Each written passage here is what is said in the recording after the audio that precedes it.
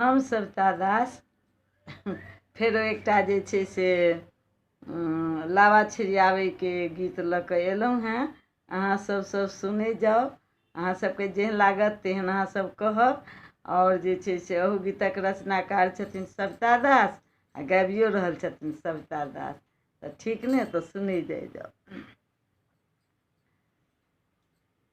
थारी साजल धानक लाबा भाई के बजबियनु हे। थारी साजल धानक लाबा भाई के बजबियनु हे। थारी साजल धानक लाबा आगे भैया पीछे दुल्हन, आगे भैया पीछे दुल्हन, ताके पीछे दुल्हा हे। अजूरी भरी भरी लाबा डालू, अजूरी भरी भरी लाबा डालू, लाबा ओ छिड़ियौता हे। थारी साजल धानक लाबा, थारी साजल धानक लाबा भाई के बजबियनु हे। थारी साजल धानक लाबा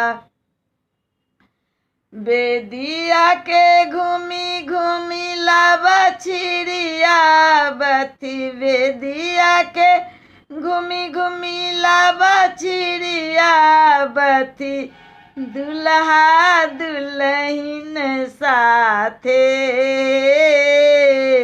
अग्नि के साक्षी बना कर दुल्हा, अग्नि के साक्षी बना कर दुल्हा, दुल्हा दुल्हन के अपनौलनि हे।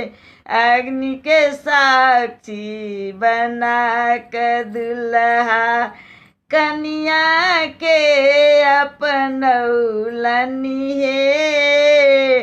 थारी साजल धानक लाबा कहती सविता दास सुनु सखी सब, कहती सविता दास सुनु सखी सब, 7 जन्म के बंधन हे।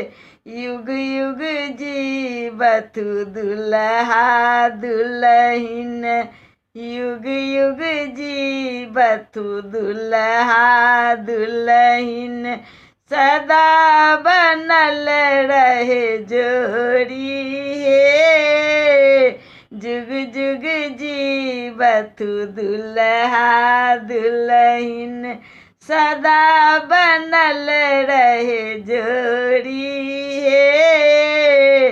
थारी साजल धानक लाबा, थारी साजल धानक लाबा भाई के बजबियनु हे।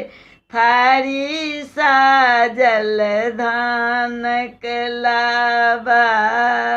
अब अहाँ सबके केहन लागल से अहाँ सब बतायब। सबके हम सहृदय धन्यवाद दै छी और आभार सेहो प्रकट करै छी। ठीक ने।